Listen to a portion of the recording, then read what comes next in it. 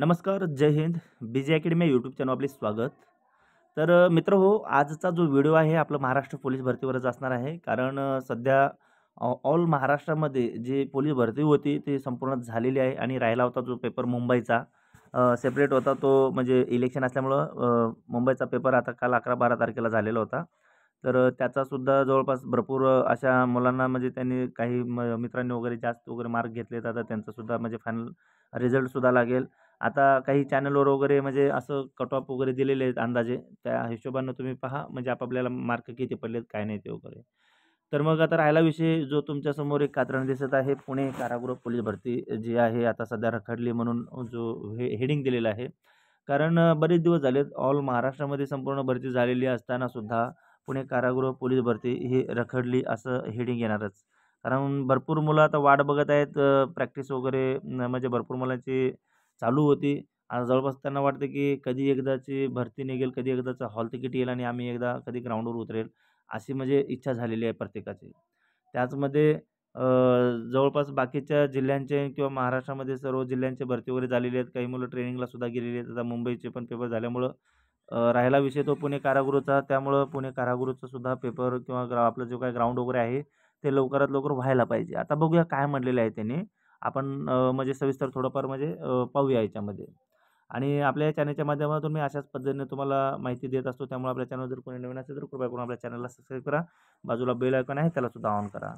पहा मित्रांनो काय म्हणलेलं बघा 10 महिन्यापासून 1.25 लाखापेक्षा अधिक उमेदवार हवाल देईल. आणि काय म्हणलेलं त्यांनी महाराष्ट्र राज्य कारागृह विभागाच्या पश्चिम विभागातर्फे पुणे कारागृह शिपाई भरती 2022-23 प्रक्रिया गेल्या 10 महिन्यापासून रखडली आहे. त्यामुळे पोलीस भरतीला पात्र असलेले साधारण 1 लाखापेक्षा अधिक उमेदवार हवालदिल झाले आहेत. या भरतीमध्ये 513 जागांसाठी तब्बल 1,30,000 अर्ज भरण्यात आले आहेत. पहा मित्रांनो स्पर्धा केवढी मोठी आहे. फक्त 513 जागा आहेत आणि 1,30,000 अर्ज आलेले आहेत. त्यामुळं किती मोठी स्पर्धा आहे आणि तुम्हाला प्रॅक्टिस कशी करायची आहे हे सुद्धा विचार करा. चला दुसरी गोष्ट काय म्हणते त्याने आता आपण सविस्तर थोडं पाहूया. राज्याच्या गृह मंत्रालयाद्वारे जानेवारी 2024 मध्ये 17,471 पदांसाठी जी पोलीस भरती घेण्यात येईल अशी घोषणा तत्कालीन गृहमंत्री देवेंद्र फडणवीस साहेब यांनी केली होती. त्याअंतर्गत राज्यामध्ये विविध जिल्ह्यांमध्ये पोलीस भरतीची जाहिरात करण्यात आली. त्यानुसार 1 मार्च 2024 रोजी महाराष्ट्र राज्य कारागृह विभागाच्या पश्चिम विभागातर्फे 513 जागांसाठी पुणे कारागृह शिपाई भरती 2022-23 ची जाहिरात प्रसिद्ध करण्यात आली. या जाहिरातीला प्रतिसाद देत राज्यातील साधारण जवळपास 1,30,000 उमेदवारांनी अर्ज केले आहेत. मात्र त्यानंतर त्यांना प्रशासनाकडून कोणतीही सूचना देण्यात आलेली नाही.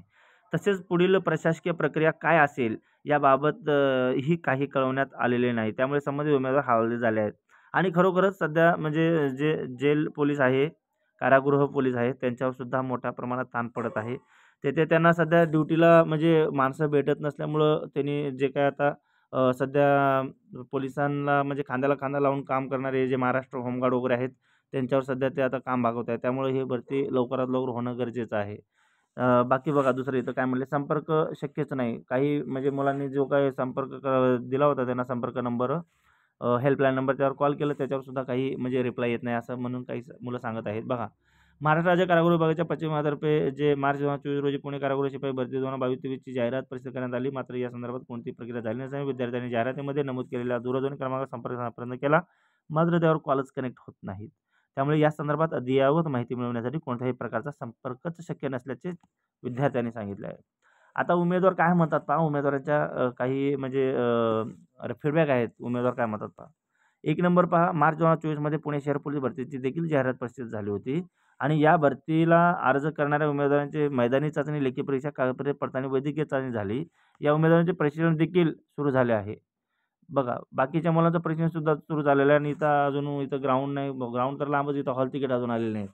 त्यामुळं लवकरात लवकर हॉल तिकीट आलं तर खरंच जरासा मुलांना म्हणजे फायदा पण होईल.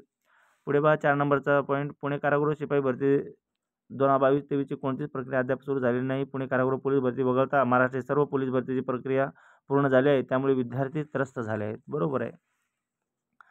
मित्रहो बघा याच्यामध्ये काय म्हटलं अजून मागील काही महिन्यात निवडणूक आचारसंहिता होती तसेच भरती प्रक्रियेसाठी निविदा मागवण्यात आल्या होत्या परंतु पुरेशा निविदा प्राप्त न झाल्याने पुन्हा निविदा मागवण्यात आल्या. ही निविदा प्रक्रिया पूर्ण झाली असून 26 जानेवारीनंतर प्रक्रिया सुरू करणार आहे असं कोण म्हणतात पहा अरविंद चावरिया अतिरिक्त पोलीस आयुक्त प्रशासन असे त्यांनी म्हटलेले आहे. पुढे पहा काय म्हणतात, पुणे शहर पोलीस भरतीमध्ये अंतिम निवड झाली नाही म्हणून पुणे कारागृह पोलिसांची तयारी करत आहे. पुन्हा एकदा पोलीस भरती होणार आहे असे गृहमंत्र्यांनी सांगितले आहे. परंतु आता पुणे कारागृहाची तयारी करायची की येणाऱ्या नवीन पोलीस भरती असा संभ्रम निर्माण झाला आहे. पोलीस भरतीचे जे काही उमेदवार आहेत ते म्हणतात बरोबर आहे, असा संभ्रम झाला. आता नवीन भरतीची तयारी करायची की कारागृहाची तयारी करायची. पुढे काय म्हणतात, मागील वर्षी मार्च महिन्यात अर्ज भरला होता, परंतु अजूनही कोणतीच प्रक्रिया पूर्ण झाली नाही. जवळपास 11 महिन्यापासून मैदानी चाचणी आणि लेखी परीक्षेची तयारी करत आहे, परंतु काहीच माहिती मिळत नाही. भेटायला गेलो तर अधिकारी उपलब्ध होत नाहीत. त्यामुळे काय करावे हे समजत नाही. पोलीस भरतीचा उमेदवार आज म्हणतो. आता पुढे पहा, या भरतीसाठी 1 लाखापेक्षा अधिक विद्यार्थ्यांनी अर्ज केले आहेत आणि त्यावर येत्या 11 महिन्यापासून कोणतीही प्रक्रिया झालेली नाही. त्यामुळे प्रशासनाने लवकरात लवकर योग्य ते मार्गदर्शन विद्यार्थ्यांना करावे, जेणेकरून विद्यार्थ्यांना अभ्यासाचे आणि मैदानी चाचणीचे नियोजन करता येईल. विठ्ठल बडे सर असे म्हणतात. अशा पद्धतीचं हे पेपरचं कात्रण होतं मित्रांनो आणि तुमच्यापर्यंत मी माहिती पोहोचवलेली आहे. व्हिडिओ कसा वाटला? व्हिडिओला तुम्ही लाईक करा आणि शेअर करा. धन्यवाद मित्रांनो.